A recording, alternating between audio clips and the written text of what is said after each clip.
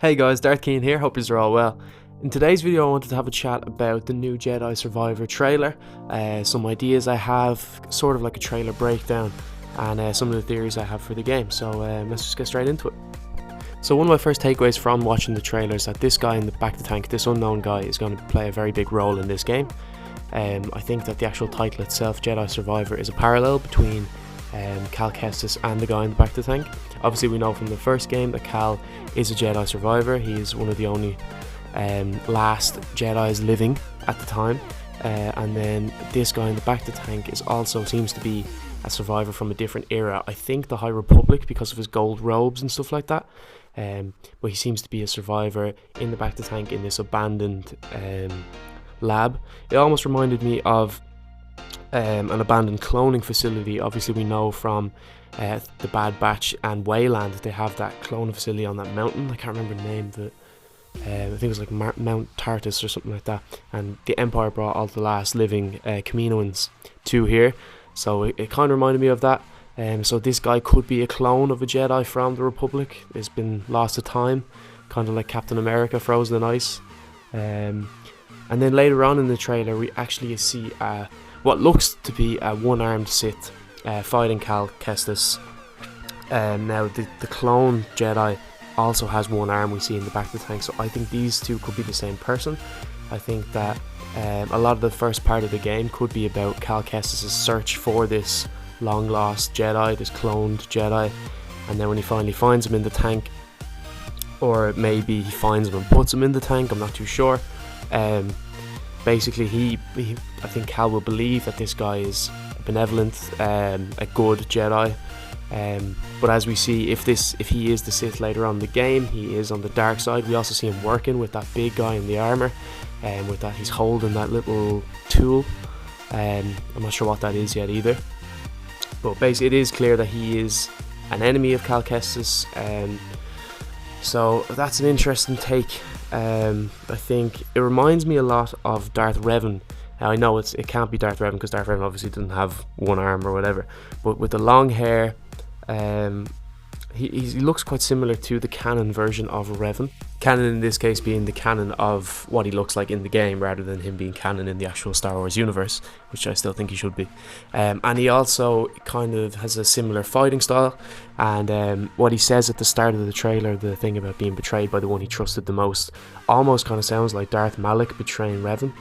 So I think there are quite a few parallels to him. There's also other theories I've read about being Starkiller from The Force Unleashed, and also Joruus from the Thrawn trilogy and stuff like that. So I think it's interesting, and I'm very excited to see who this unknown guy is and where they take the story. Now I also wanted to talk about some of the notable enemies we've seen in this trailer, some of the new ones that weren't previously seen in the first game. We have a lot of ones from the Clone Wars era. So for example, we have the Magna Guards from General Grievous's ship. We have the DT sentry droids from the Rebels. In this trailer they seem to have the same kind of helmet as the Death Troopers from the Mandalorian, which I think is quite interesting. We have the B1 and B2 battle droids, and we also have the BX commandos, and they can be seen in Battlefront 2, the kind of ninja characters. So I think there are some interesting new enemies. Now we also have a helmeted guy with a yellow lightsaber in the trailer. Now I find this very interesting because the lightsaber almost has the same hilt as Cal's itself. Now we see from the trailer that Cal must lose his lightsaber at some point because the Imperial Senator seems to have it. So I think it might be possible for the Senator to give this new guy the lightsaber when he's trying to find Cal, and then they actually fight against each other with the lightsaber.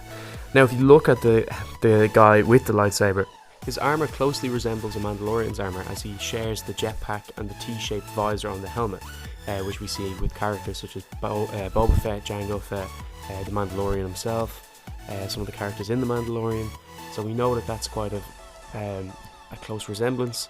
A lot of Mandalorians also work as bounty hunters, so maybe this guy was hired by the big fella that we see in the scene, who's also working with the guy in the back of the tank to destroy the Jedi. Maybe he has paid this bounty hunter, as well as the Imperial Senator that I mentioned before, to go and hunt down Cal Kestis. So that's an interesting theory too. Now I want to also talk about some of the notable abilities that we've seen in the trailer. So we see Cal Kestis sort of like tame this land animal, and then he's able to ride it. We also see him hanging from the talons of a kind of a flying creature, almost like a pterodactyl more than a bird. So maybe there's an ability in the game where you're able to tame and interact with these kind of creatures from the different planets. That would be a cool thing to see. Now it might just be cutscenes or whatever, but if they do have that taming ability, it'd be a really cool addition to the game. We also see Cal pick up a stormtrooper who has a shield, and he's able to make that stormtrooper shoot back at the other stormtroopers that are shooting towards Cal. So that's an interesting one. One of the coolest one, I think, is the boomerang ability he seems to use when he's fighting the battle droids. So he seems to be able to throw his double-sided lightsaber almost in a circle and kill basically every battle droid in front of him. So that would be a really good ability for crowd control. And then we've seen him slow time in the first game, but that was more towards single enemies. But in the trailer we see Cal almost able to slow time for the whole area around him, and then he can take on multiple enemies.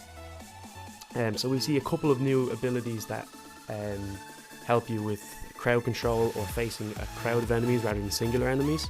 So that's an interesting take. And we also have a possible grapple hook. He seems to be able to jump and force push in mid-air without having a rope. I think he needed a rope in the first game to do this. And he seems to be able to grapple hook onto things when he's in mid-air, which I think is quite a different ability than he would have been able to use in the first one. And then the last thing I want to talk about is when he has the cross guard on his saber, almost like Kylo Ren's saber. It seems to get longer, and then when he attacks with it, they are slower and heavier attacks. So could this be a similar ability like into Bloodborne, when you're able to make your weapon grow into a longer weapon, almost like a greatsword, but then you have slower and heavier attacks, which is much better if you need to deal damage from range and stuff. So I think that I'm not sure if that's going to be a new ability, or if that's even true, or if it's just my bad eyesight or whatever. But it could be a really interesting addition to the game. It gives you a different option for if you need that extra bit of range against an enemy. So yeah guys, I'm going to wrap up the video there.